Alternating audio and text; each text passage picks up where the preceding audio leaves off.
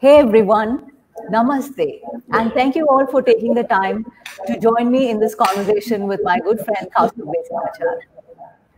So while you all come in, I'm just going to take a few minutes to introduce Kausthub. Kausthub, as most of you know, is a renowned yoga teacher, yoga therapist, and author, continuing the classical yoga tradition of his grandfather, T. Krishnamacharya, and his father, T.K.V. Desikachar. Kausthub began studying yoga when he was only 9 years old, under his father, and began teaching by the time he was 13. He has a dual master's degree from the renowned Birla Institute of Technology and Sciences and a doctorate from the University of Madras. Kausthub continues to conduct teacher training and therapist training programs around the globe, traveling 8 months of the year to Europe, China, and other countries. He has authored several books too, and to name a few, Hatha Yoga Pradipika, To Serve with Love, a tribute to T.K.V. Desikachar, The Yoga of the Yogi, The Legacy of T. Krishnamacharya. His objectives include the sharing of authentic yoga teachings to the modern era and building bridges between different healing modalities to promote physical, emotional, social, and spiritual health. Okay, so it would be really nice to get all of you to start commenting or say hi, just to let us know that you are here. So we're going to begin with a chant. Yeah, Kausthub will open the session with a chant. So I'm asking all of you to welcome the chant. Thank you, Shailaja, and thank you for organizing this. Let us begin with a chant.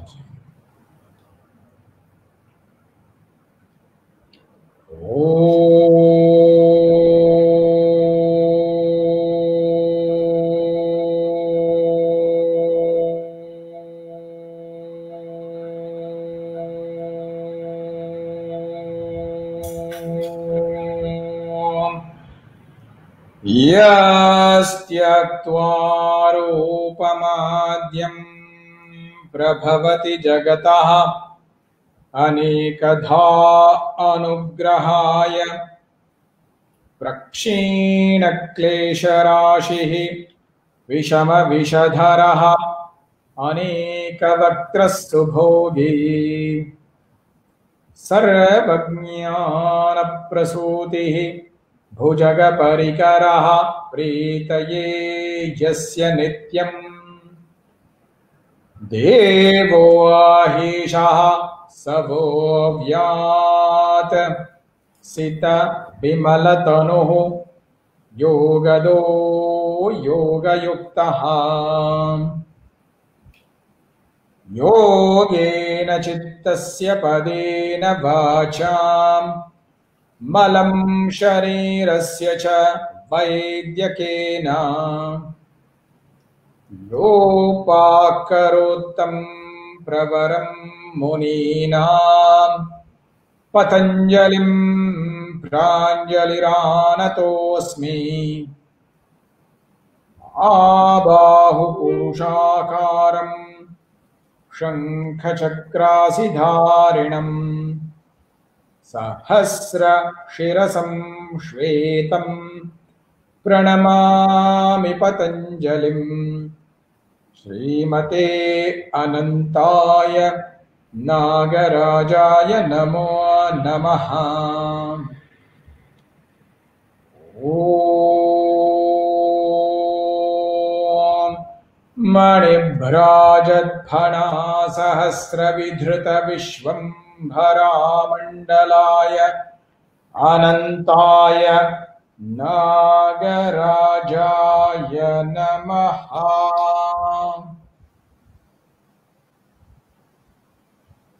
Namaste, friends. These are all chants to Mr. Patanjali, considered to be the most important teacher of yoga, who has presented the Yoga Darshana through the Yoga Sutras. Namaste and welcome.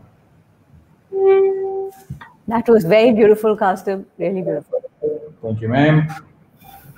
So I'm just seeing a lot of the people who have started commenting I saw some of my students there, Chandran, Viji, and some good friends there as well, Tiragamini. There's my aunt there, Chandrika. Right, so welcome all of you to the conversation, and I really hope you enjoy it. I see Tanuja, Shanti, right? A lot of familiar names. Okay, you have greetings from China as well. So those would be your students, Kausthub. Yeah. And then there's my sister-in-law from Singapore, Minnie. Hi, Minnie and Amaya. Nice to see you all here. So let's get going. So the first question today is the very fascinating title to the talk, right? So I have to say that it was Kausthub who gave me the title. I was going with something quite bland like energy and chakras, and he was like, no, it's going to be sun, moon, and chakras. Yeah. So I would like Kausthub to start with the relevance of sun, moon, and its connection to I would say Hatha Yoga, but Kausthub will scold me if I say that. So it's Hatha Yoga. Hatha Yoga. Hatha Yoga. Hatha Yoga. So thank you for the question. This is a very pertinent question to yoga practitioners, because what yogic language used in many of the classical texts is essentially a metaphoric. So when they talk about the sun and the moon, they are talking about the polarities or the dualities with which we are affected by life. I don't even want to say duality. I would like to say polarity. Things like expansion, things like contraction, things like sukha, dukkha, gain or loss. All these, what is called so-called polar opposites. And this language is very metaphoric, because in Ayurveda also, they are talking about the polarities, the 10 sets of opposites or polarities that is influencing us, that is affecting us all. So metaphorically, they gave this term, the sun and the moon, for this kind of polarity, because whatever is the polarity, it's essentially energy. On the one hand, you have expansive energy. On the other hand, you have contracting energy, what we can call something that is light and something that is dark. Light is expansive, dark is contracting, it's more dense. And so they gave this metaphoric terms of sun and moon, because sun is supposed to be the day where we are feeling very light and expansive, and night, usually in the traditional time before the discovery of electricity and internet, people actually slept at night time rather than be awake. So it was a period of darkness, heaviness, dullness, and that is why they gave this term called sun and the moon.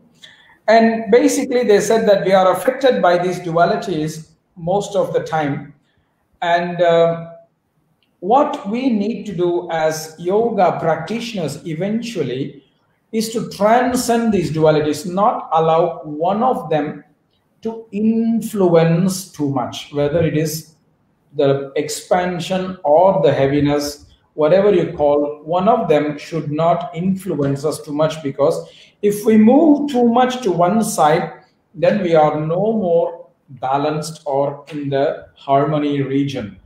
So that is why they talked about the concept of sun and moon. In the Hatha Yoga, they are saying we are bringing the two energies together, metaphorically saying that there should be a situation where we don't see them as obstacles, we transcend them. For us, it's equal. We look at neither one of them as superior, we just transcend them. That's what is the meaning of the sun and the moon coming together. It means like in an equation, they become equal. It doesn't mean that they become equal in the concept of quality or quantity or things like that, but it just means that we are equally unaffected by one or the other. We are equally unaffected by one or the other. Then we are transcending the dualities or polarities, and that is what they talk about, because energy will always have polarity. The energy will always expand, it will always contract. There is no case where energy is always high or always low. There's no case in this world. Energy is always a wave. So if we transcend that, we remain in the middle. That means we are equally affected or unaffected by both. And I would prefer to choose the word unaffected, because that symbolizes that we transcend these polarities rather than be pulled down or get excited by one or the other, because one will not exist without the other. Okay, well said. So, we talk a lot about, I think the conversation's gone a lot from yoga being exercise, physical exercise, right? And then we've talked about yoga as, pranayama, the breath coming in. So now this conversation is really about yoga in terms of energy, right? So like asanas, pranayama, everything is ultimately about energy, right? Bandhas, kriyas. So can you just talk a little bit about yoga as in that energy context? Now, first and foremost, let's think about the time yoga originated. So when you look at this historically, yoga originated about 2,500 or 3,000 years ago. And when you think about the knowledge base that existed at this time, which influenced how these tools or the philosophies were designed or constructed, modern medicine, modern science did not exist in this time. So yoga was definitely not based on the modern anatomy and physiology of the body that we understand today. So trying to understand yoga through that science is flawed and must not be pursued, because that is like following the blind. Because yoga is not a physical science, yoga is a spiritual science. So when you look at what knowledge base existed at that time, they had the yogic way of understanding the human body. And when I say the body, I don't mean only the physical dimension. I mean the body in different layers, the subtle layer, the gross layer, etc. And what the yogis were very clear about is, if we want to bring an influence in all of these dimensions, we need to have a tool that can move in all of these dimensions. It's like, let's say, for example, if you want a person to influence every country in this world, that person needs to hold a passport that allows him or her to visit every country without any restriction. So far, there is not that passport yet, except maybe a diplomatic passport, but even that, some countries will not allow diplomats from some countries. So in some way, we need a tool that reaches every layer of the human system. And the yogis were very smart. They realized that that phenomena that reaches every layer of our human system, whether it's body or our emotions or our psychological structures, etc., is essentially prana or energy. And this is the same thing that has been taken by other Eastern traditions like Tai Chi, for example, or Zen meditation, for example. They're all working with energy or prana. They call it different names. In China, they call it Qi, whereas here we call it prana. So every tool of yoga was meant to influence prana. If it does not influence prana, it's not a tool of yoga.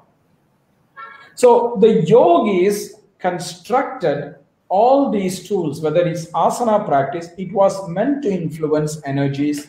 Whether it was pranayama practice, it was meant to influence the energies, because they understood the body in a different capacity. And especially they gave this kind of terminology that the body had different energy centers. So if you do this asana, it influences this kind of energy centers. If you do that set of asanas, it influences that kind of energy centers. So they classified asanas based on which energy centers it affected, not based on which muscles or bones that are affecting when we are doing the asanas. That is a very, how do you say, trivial approach, and it is not something that makes any sense.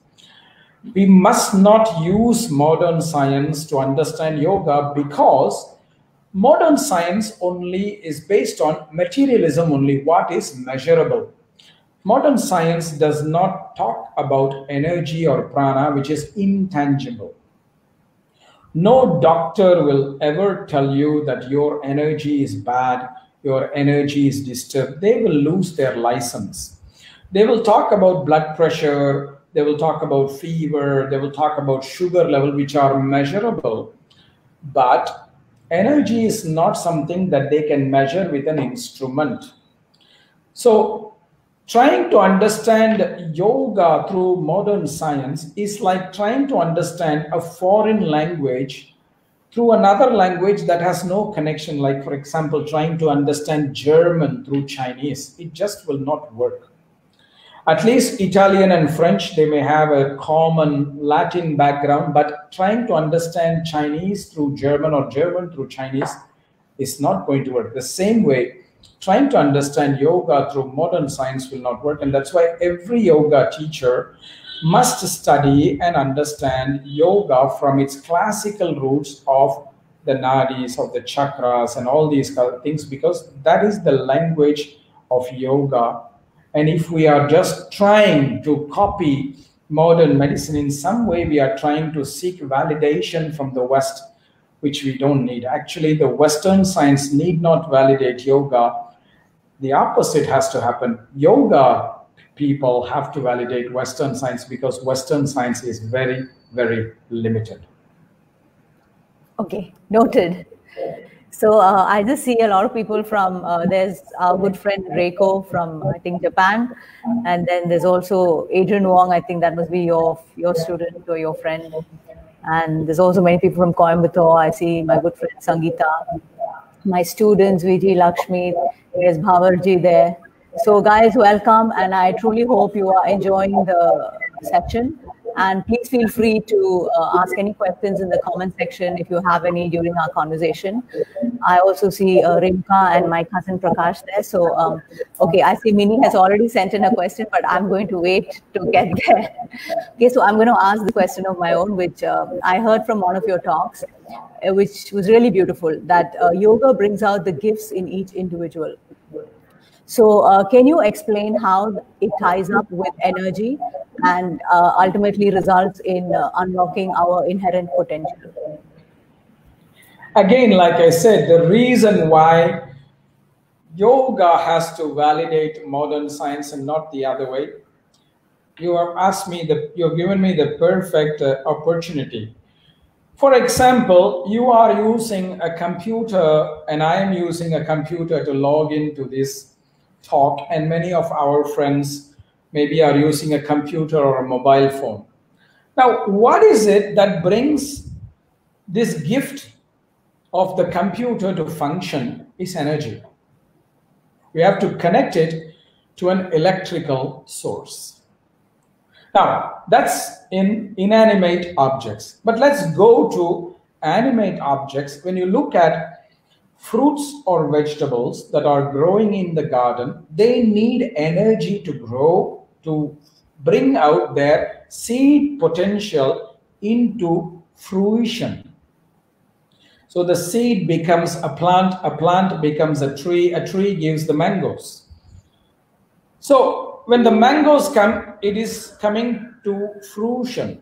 The same way, we are all having seed potential, what we call svabhava, which is predispositions or seed potentials that we have inherently, which need to manifest into a reality,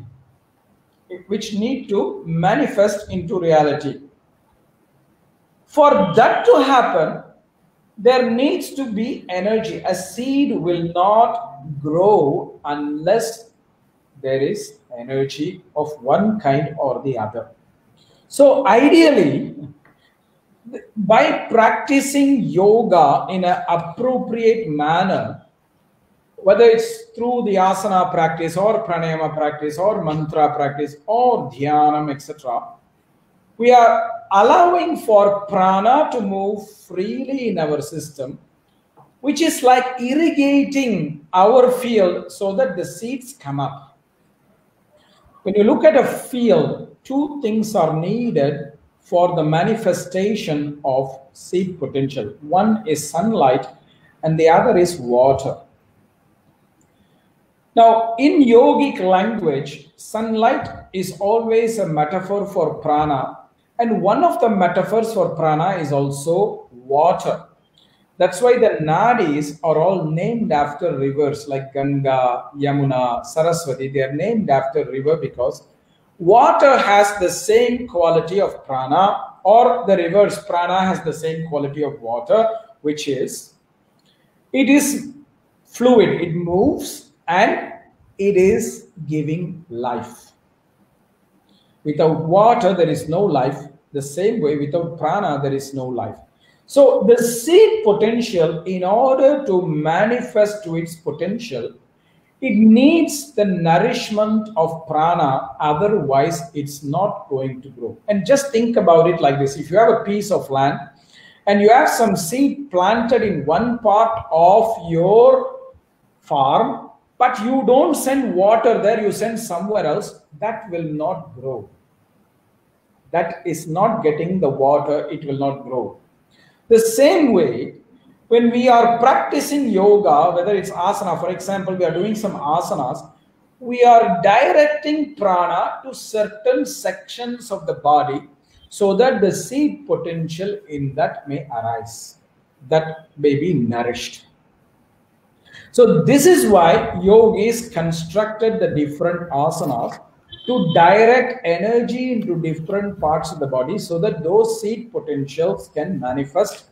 They were not doing it for making strong muscles or having a sexy body or things like that, which is actually a perversion of yoga thanks to the Western influences. It's the perversion of yoga because yoga is a spiritual practice. It's not a physical gymnastic practice. And it's unfortunate that it has come to that. But thankfully now, many Western people are also turning to traditional yoga. And I think this gives hope. This really gives hope. Well said, Kausthub, and many points noted there. Okay, so... don't just implement. Yeah, but I think... the attraction, like I said, posting your pictures on Instagram and, doing all these complicated postures, I think that is really the calling card for a lot of people. But I think once that happens, right, then somewhere along the way you realize there's a lot more to that than just the physicality of the practice. Anyway, there's just too many questions, so I don't want to waste time. One of the most fascinating concepts to people, me included, exploring the mystical aspects of existence is chakras. So what are chakras and how do they integrate into the yoga practice? So just like to people who really don't know, right, very much about it. Everybody hears the word, right, chakras, but, what are they and, how do you connect to them, etc., the different chakras. And there are also so many different numbers, right? Some people 7, some people 8, some people humorous, right? So, clearing all those conceptions, misconceptions. I wonder how long of an answer is needed here. Since you say there's a lot. We have other questions also, so I'll try to keep it brief. Now, the body is understood as having different energy centers which are connected to certain functions in the body, not just physical functions, but also emotional functions, psychological functions as well. So therefore, the yogis said that in order for certain functions to happen, there needs to be a focused energy, and that is why they call this as chakra. Chakra is an energetic center. Now, different people talk about different number of chakras. Some of them, they talk about 5 chakras. Some of them talk about 3 chakras. Some of them talk about 10 chakras, etc. It doesn't really matter, because anywhere where there is energy is a chakra, a focused energy. The conventionally accepted model among all this is 7 chakras that are along the spine. All the chakras are usually along the spine, and they correspond to different functions in the body, as well as different emotional functions as well. For example, when you look at Mooladhara chakra, it's not only connected with the function of elimination, like our toilet movement or bowel movement, but it's also connected with elimination of emotions. For example, certain letting go of certain toxic emotions. But it's also connected with the foundation that we have. For example, the bones. It is connected to the bones and any solid part of the body, like the teeth or the nails and things like that. And it's basically also connected to the emotional stability or the foundation, which is basically our faith, how much faith we have. And that's why when the emotional, it's the negative emotion connected to the Mooladhara chakra, therefore is the opposite of faith, which is fear or anxiety. And that is why when you look at the connections, when you are anxious, you are biting your nails, your teeth is grinding, your bones are shaking. And there is this common English expression, you are so scared, you are shitting in your pants. So it's elimination as well. Sorry for the French, but it's all connected. The same way, every chakra has connection to organs in the body, emotions in the body, certain functions in the body. Certain traumas sit in certain chakras. For example, the Mooladhara chakra is usually where the birth trauma is sitting. So if you had some kind of birth trauma, whether you had a cesarean, for example, or you had complications during the birthing process, this usually would sit there. I mean, of course, there is other traumas we have in life, and so it's possible that one is more dominant than the other, and so some other chakra makes sure that another trauma sits in another chakra. So every chakra has this connection to the human body. The Mooladhara also controls our feet, our legs. So every part of the body, in the physical domain, in the energetic domain, in the emotional, psychological domain, they are all connected to the chakra. And this is a very, very ancient model, explained also in the Upanishad. Chandogya Upanishad talks about the 7 pranas. So what are they talking about? They're talking about the different energies in the body. So that is the basis for yoga's practices. Why we choose certain asanas? Because they influence the lower chakras. Certain other asanas influence the upper chakras, etc.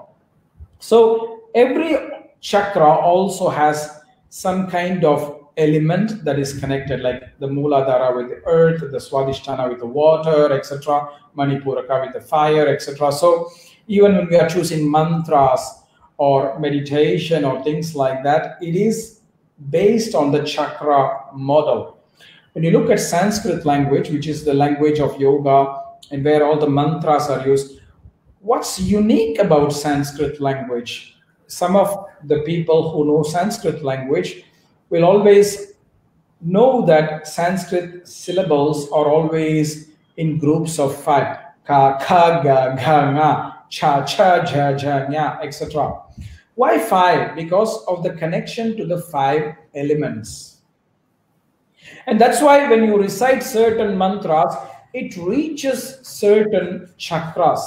That's why I'm not, even though we joked about it, If you say hatha instead of hatha, you are shifting where the vibrations are going to reach in your body. So rather than reach the right place, you're going to reach the wrong place. Rather than allow for the right healing to happen, you're going to trigger some other place which has probably no problems. It's like going to the doctor for fever and he's giving you medicine for diarrhea. So the same thing can happen here. Instead of stimulating our digestion, if we are mispronouncing, we can stimulate the constipation or the diarrhea because of how we pronounce these things. So Sanskrit language is very refined. And even the mantra shastra is based on the chakras. So whether it's a mantra or pranayama or asanas, everything is connected to this model, because this is one of the most fundamental models of understanding the human body from Vedic science. And that is the basis for yoga. We should never forget that. So this just ties in with the next question about, how do the chakras, are they necessary for good health, their, functioning? Can you just shed some light on chakras and health? Chakras, there is no question whether chakras are necessary or not, because they are phenomena that are functioning well. Now, in the yogic language, in the yogic science, what they are saying is, if the energy is balanced in each of the chakras, we are healthy.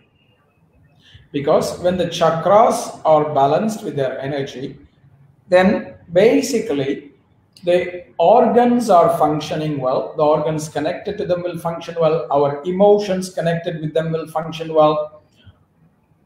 Our limbs that are connected with them will function well. So we don't have to worry about it. That's why all the yoga texts, including the Hatha Yoga Pradipika, is talking about moving the prana along the sushumna where all the chakras are, so that they all get the energy that they need in a balanced way.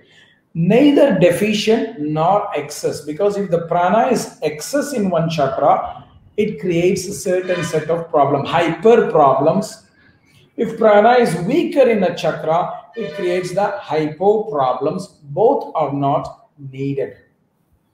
So for health, it's so important that we need to balance the energy in all the 7 chakras through a variety of ways. It's not easy, because the weakness in one may not be because of a weakness in that chakra only. Because like we talked about polarity, the chakras also have polarities. The Mooladhara is connected to the Swadhisthana. Mooladhara is connected to the Sahasrara, the Swadhisthana to the Agnya chakra, the Manipuraka to the Vishuddhi, and the Anahata has its own individual polarity with each and every one of the chakras. So you may have a deficiency in Sahasrara, not because there is a problem in Sahasrara, because it's polar connection to Mooladhara. There may be something wrong with the Mooladhara that is creating the weakness here. That is creating the weakness there. The problem need not be here. Like, for example, if your house has a low voltage, it doesn't mean that something is wrong with the wiring in your house. The local transformer from which you are getting the connection, that may have a problem. So therefore, you have a problem here. So that's why this has to be studied in depth. That's why I asked you in the beginning how long of an answer it is, because these are not some things that we can discuss on a conversation. These are all long-term studies. And hopefully more and more people will want to study these things. Yeah, but like I said, there's just, these are all very common words like chakras. So it's just good, to at least have some idea about, what they are. And so I have this question from my friend in Coimbatore, Sangeeta. So she says, when physically there are limitations, right? And all the asanas are not possible, can we still energize the chakras? Of course, because chakras are not energized only with asanas. Chakras can be energized with pranayama. Chakras can be energized with mantra. Chakras can be energized with meditation. Chakras can be energized with just simple visualization. You put your hands on a particular chakra and you breathe with the visualization of moving the prana there. That chakra will get energized. There is no doubt about it. So that's the other problem we have in the modern era, where we think yoga is synonymous with asana. Asana is a very small part of yoga, my dear friends. You don't need to do asana to bring about a balance to the chakras, but asana is certainly one of the tools. That is the beauty of yoga. Patanjali gives us so many tools. He is not only giving us asana in the Yoga Sutra. Asana has merely 3 sutras among 195 sutras of Patanjali, which means about 1.5% or 2% importance is given to asanas, nothing more. There's 97% more of yoga that we can engage with. So please, my dear friends, don't be discouraged if you have some physical limitations. That has nothing to do with yoga or the chakras. We can still be influencing these through other means and other methods. So just to delve a little bit more into that. So when you say other methods, what would they be, Kausthub? Like pranayama practices? Yeah, I just listed. There is asana, there is pranayama, there is mantra, there is visualization, there is bhavana and things. And when we use that, there will be changes in the physical dimensions as well. For example, many years ago, I've taught a young man who had a stroke. And for him, the left side of the body, especially from above the waist, could not move because he was paralyzed. But the right side could move very easily. So we would engage with practices where when he inhales, he raises the right arm. And when he exhales, he lowers the right arm. But on the other side, when he inhales, he visualizes, he raises the left arm. He visualizes, he lowers the left arm because he cannot move his left arm. Now that's visualization. And you won't believe that after some weeks, he could start moving his fingers. And after some months, he could start moving his arms. That's the power of the human body, because human body is holistic. Each layer is connected with the other. If one can influence the other, the reverse is also possible. When you are sleeping and dreaming, and let's say you are chased by a dog in your dream and you're running and running and running in the dream, you start sweating, you start panicking, you start breathing, your body becomes tense and tired, and you wake up from the dream. You basically have been in your bed, but in your dream, you've been running. So mind is controlling your breath, your body, and everything. Now, if it can happen in the dream, it can also happen in the conscious state. That's why when you look at certain words used, for example, for the type of mind that is dominant in dream state, as well as in meditation state, it's the same word, pratyaya, a very deep subconscious mind that can influence the body. So if you can do that through dream, you can do that in waking state. That's why you have meditation as one of the tools. And this is very important to remember. If it can work in one way or the other in a positive way, it can also work in one way or the other in the negative way. So if you think negatively, your body will also become negative. Or the opposite. If you abuse your body, physical body, it will abuse your mind. You are abusing your mind and emotional structure as well. That's why we must never push our body to achieve physical form, because then in some way you are violating the boundaries and the limitations of your body, and it will have an impact on your energy, on your mind, on your emotions, etc. There's no doubt about this, because body is integrated. There is no separation. So don't be disappointed if there are some physical limitations, because that limitation is only one limitation, because there is nobody who is perfect in all dimensions. So everybody can do yoga. Okay, so here's another question from a completely opposite angle from Gabriella from Italy. So she says that in her experience, right, people first approach yoga practice, from the physical aspect, and then later on they, find, they get exposed to the use of mantras, etc. So her question is, isn't it good to give them the opportunity to come to a deeper experience, even if in the beginning they are only body oriented? If they come, if that opens the door for deeper experience, that is great. But part of the problem with focusing yoga only as a physical practice and achievement of a certain posture or certain positions, etc., is that it will activate, it has the capacity, I don't want to say it will, it has the capacity to activate the narcissistic dark seeds in us, and that when it becomes dominant, there is no turning back. When you activate the dark seeds, that will replace the light seeds that you have. And it's very difficult to turn back. And that is part of the problem I am seeing in a lot of yogis all over the world, where they are pushing themselves in so many ways to achieve a certain physical posture, a physical form, because the yoga teachers are guiding them in an inappropriate manner, rather misguiding them. And so we can't blame the students for this, we have to blame the teachers.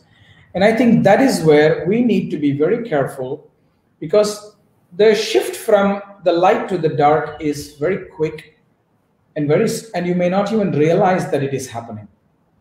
It's like in the movie Star Wars, when Skywalker becomes Darth Vader, it's a very quick shift. It takes over, and it's very hard to come back.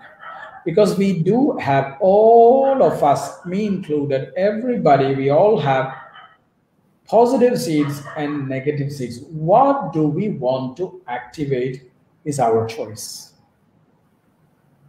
And that is why we need to be very careful with yoga. Please remember, even Patanjali discusses this, that there is dark yogis, there is bright yogis, and there is karma yogis. And there are some yogis who are partially bright, partially dark. Dark in energy. Karma, Shukla, Krishnam, Yoginaha, Trividham, Itaresham. So we need to really, really focus on this. So what are we activating through our yoga practice? So I have a question here from Arvind Swami. I think he's from Rajasthan. So he says, how can we identify where the chakra energies are blocked? And, I guess how to take it further. You've already gone to the different ways that you can do it. But is there any way is illness like an indication that a chakra is blocked? A disease? Illness is one of the indications. See, again, that's why I said it will be good if you can one day study all this in detail. There are signs where the chakras are weaker. There are signs where when the chakras are too hyper. And we need to learn to observe these things.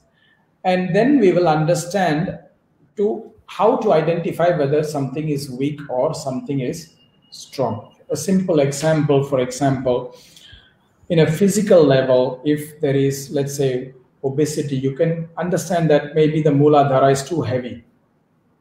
If there is the opposite, underweight, you know that the Mooladhara is a bit weak. If somebody is very stubborn with their thinking, they don't change, even if they know that what they are thinking is not right. That is, the Mooladhara is too heavy. It's heavy. It's dark. They're not changing. Or if somebody is not at all fixed on one thing, they keep changing. They don't make any commitment. They keep changing their commitment. It's typical in India. When you ask somebody to come for an appointment at 5 o'clock, they never show up at 5 o'clock. When you ask somebody to deliver something, they ask them how many days it will take. They say, oh, sir, it will take 3 days. It is never 3 days. You take the advertisement for Maggi noodles, 2 minutes. It's never cooked in 2 minutes. That's lack of commitment, because what you say is not what you're doing. That's a sign that the Mooladhara is weak. So like that, there are lots of signs and symptoms that show us which chakras are imbalanced, and that is a science that you have to study. So he also asks, is there any good book that you can recommend? These are all things that are transmitted orally usually, so there is not a book that has been written yet in a proper manner about this. There are lots of books about chakras, but none of them are actually talking about these kind of things, because this is a very complicated thing, and many of the teachings cannot be put into a book. Like polarities, for example, it's very difficult to say only these are the polarities. There needs to be learning through discussion, learning through observation. Okay, so in these COVID times that we live in, I heard you talk about how the heart chakra was important for immunity. So can you just explain a bit about that? It's very simple, because as I said, when we talk about different chakras connected to different systems, the heart chakra, one of the systems that it is connected to is the immune system. Now, heart chakra is also connected to love. Connection. Love, I don't only mean romantic love. Love for your family member, like your mother, your father, your brother, your sister, your children, your dog, etc. And love is the most powerful force to vitalize the immune system. And when you look at it, for example, I don't know if that person is listening to this conversation right now, but one of my students, her mother was dying, and the doctors told them that the mother has 2 weeks to live and not more. So my student and her sister decided, because they are the only 2 surviving children, that, well, it's only 2 weeks our mother has, so let's go be with her in the last 2 weeks. So they go visit that mother, and they start caring for the mother. The mother feels loved. 2 weeks become 1 month. 1 month becomes 2 months, 3 months, 6 months. It lasted a year. They had to take turns to take care of the mother, because the mother felt loved. The immune system became stronger. She started living longer. And this is very, very powerful. And when we talk about this love, it's a connection.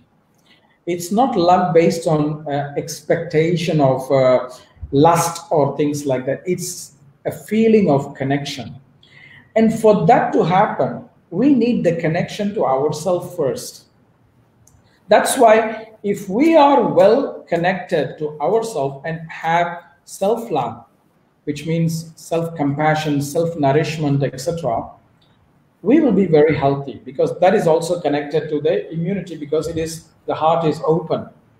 Many people, we are disconnected from ourselves. That's why we don't take the signs that the body is giving us. We don't listen to the messages that our heart is giving us. And we don't hear all this because we are searching for a romantic love in a particular form. If this happens, it's love. If it doesn't happen, it's not love. We tell some other people the same we do to our body. If you are skinny, that means you are lovable.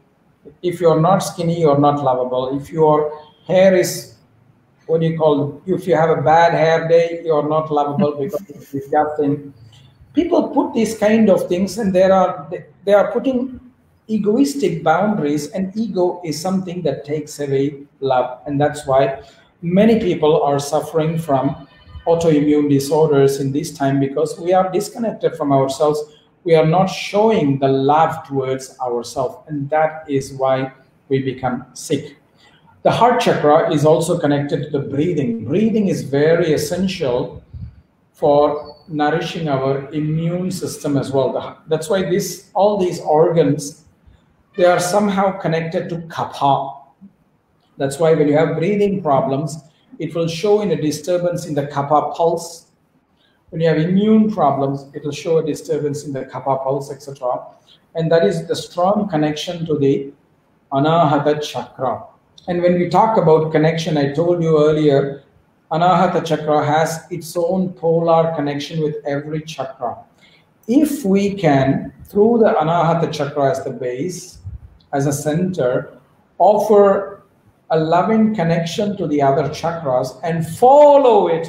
That's why I said it's not just enough to note it, to follow it, because that is love. Love is known through action, not words.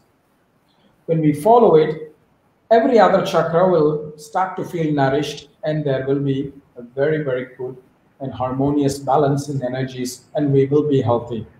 This is very, very powerful. Okay, so this is just going off topic for a second, but when you talk about the heart, I mean, both in your conversations as well as I think in your father's as well, right? I think his book was Heart of Yoga. The heart has a very important place, right, in the yogic practices and in the way we live life. So can you just shed some light on that? Yeah, why is this heart?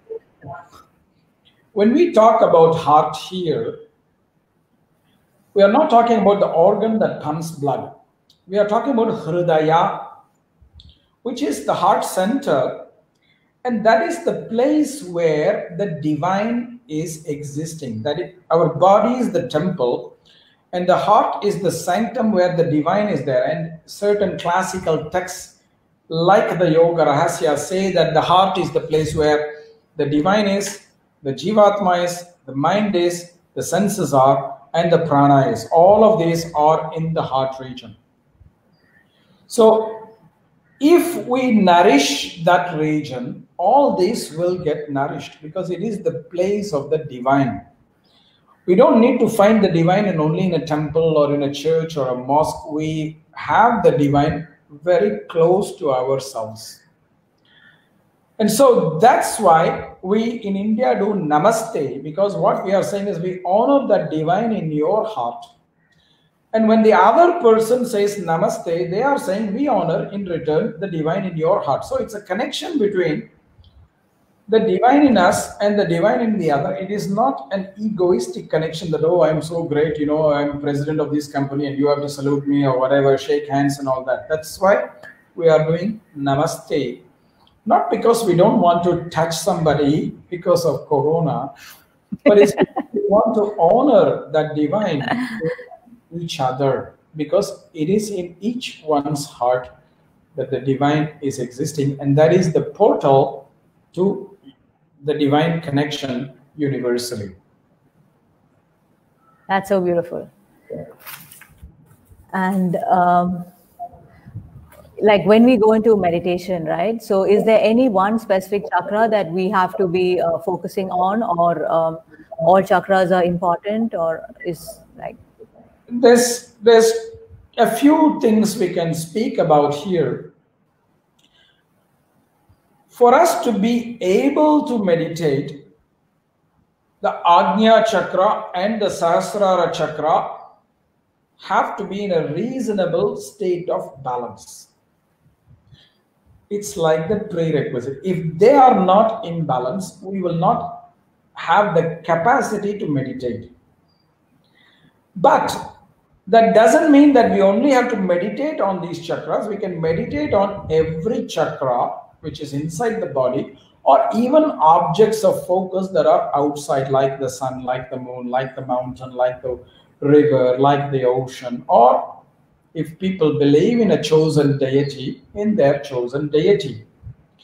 So meditation is not limited to one chakra or the other, but in order for us to have the capacity to meditate, the Sahasrara and the Ajna chakra have to be in balance. If they are not there, then we have a lot of trouble. We won't be able to meditate. We will just be distracted here and there. We won't be able to meditate. We will just be imagining, but that is not meditation. We will imagine or hallucinate, but that will not be meditation. Okay, so any of the chakras are okay, and as well as all these other sunlight. In some therapeutic cases, we need to focus on some particular chakras. For example, if the Mooladhara is weak, we could use meditation to make the Mooladhara stronger. If Manipuraka is weak, we could use meditation to make the Manipuraka stronger. So we need meditation on the different chakras. There is no doubt about that. And especially in some kind of therapeutic situations. So this is from Arvind Swami again. He says when we talk, to chakra people, they say it has to be activated in a sequence, right from Mooladhara to Sahasrara. So what is your opinion on that? I will answer the question first. If he answers in return, who is chakra people? I don't know who is the chakra people. No, I mean, he just says when we talk about chakra, people generally think that it has to be, activated. I thought you said that there is a kind of chakra people. I mean, basically, maybe people who talk the language of all this. I mean, you could be a chakra person, right? No, normally, in an ideal situation, if you go from Mooladhara upward to balance, then there is some kind of logic, because one is the foundation for the other. The lower chakras are always the foundation for the chakras above them. In an ideal situation. However, we are living in a world where sometimes we need like short-term treatment, because maybe there is some event that is happening in our life where one chakra gets more sick than the other. For example, if you have some respiratory problems, obviously the Anahata chakra is much more important, because that controls our respiratory system. So we don't have to start with Mooladhara and go all the way up. Immediately we need to work with the Anahata chakra to pacify that as a treatment. So we have both situations. In an ideal case, we need to bring harmony, and for that we need to start working when we are younger, when we are very young kids, because the younger we are, the above chakras don't have not yet fully developed. They're only developing. So if we are able to balance the Mooladhara very young, when a child is very young, then it's possible that then we can balance the Swadhisthana. So that's through our developmental cycle. But once we are grown up and we are messed up, that logic need not always be followed. Okay, so we have a question here from Chandran. He says, what can you say about certain crystals being used to energize chakra? I also had another student asking about beads. People wear like chakra beads. What is your opinion on that? Does it actually help?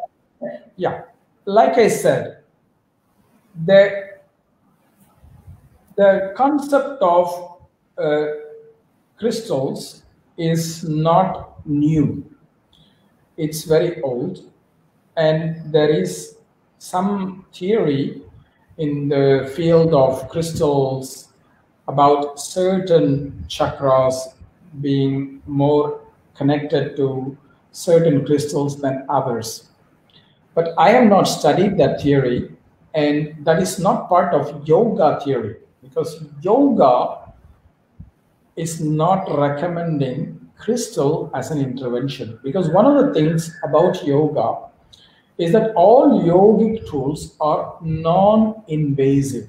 That means we are using body's own resources in order to influence the body. And obviously a crystal is not really part of our body's resources. It is something that we are acquiring. There is nothing wrong with that, but that doesn't belong to the yoga system. However, having said that, definitely yoga is not the only system that is connected to the chakras. Okay. So I saved this question for the last. This is from my friend Mini. So she says it could be said that science has stated nadis and chakras are some Eastern poetic spiritual terms that equate to the infinite webs of relationship between muscles, nerves, emotions, energy, and the psyche. But we are not able to prove objectively and effectively that a living element like this chakra exists. So, does it, or what is the validation for chakras? I would put the opposite view. Lack of proof does not mean something does not exist. Okay. Lack of proof is not proof that something does not exist.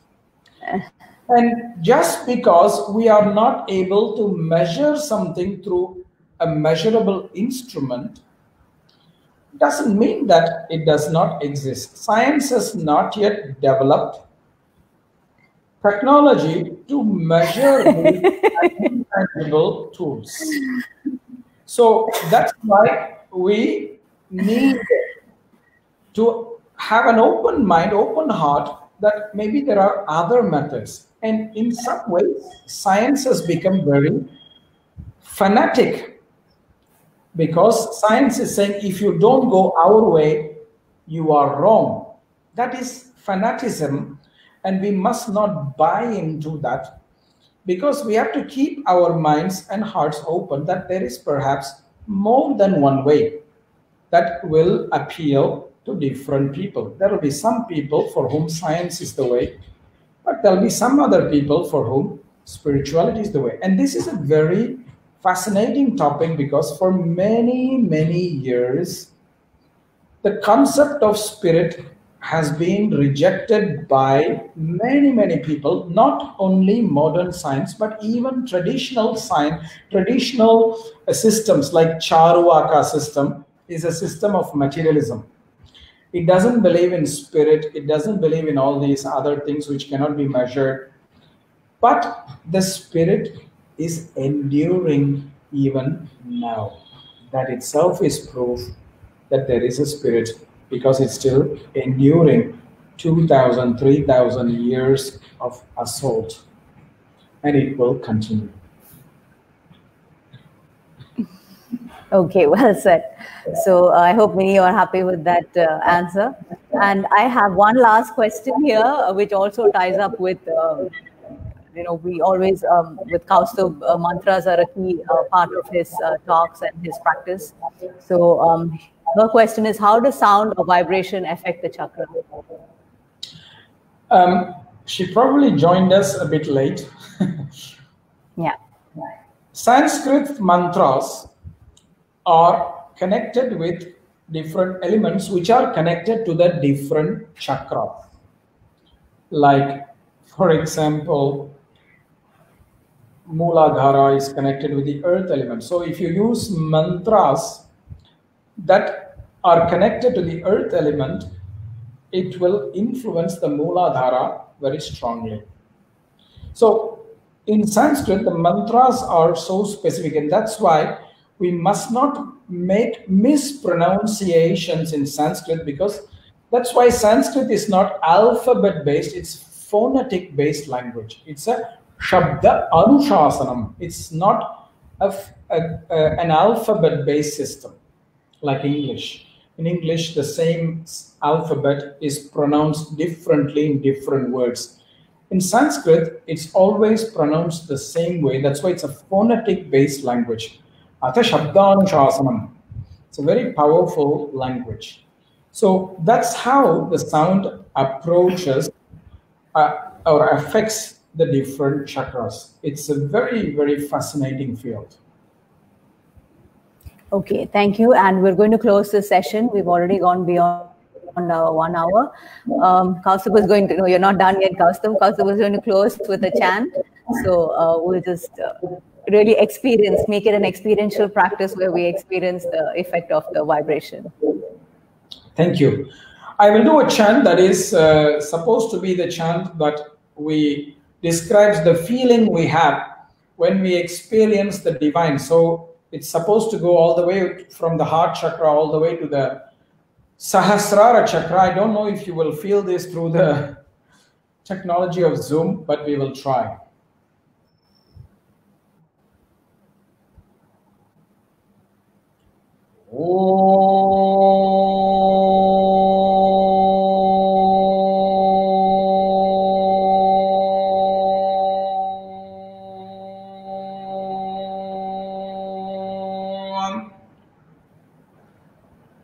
Etat samagayan naste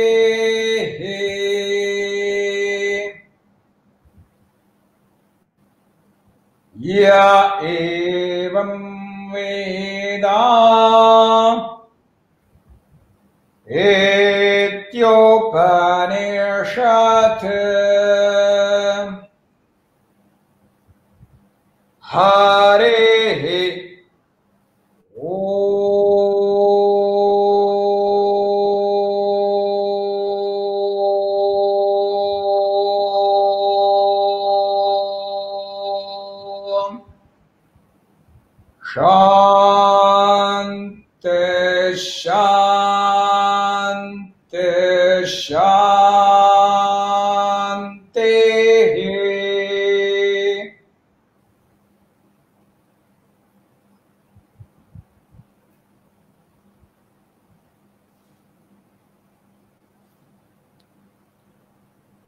Namaste, friends. Thank you.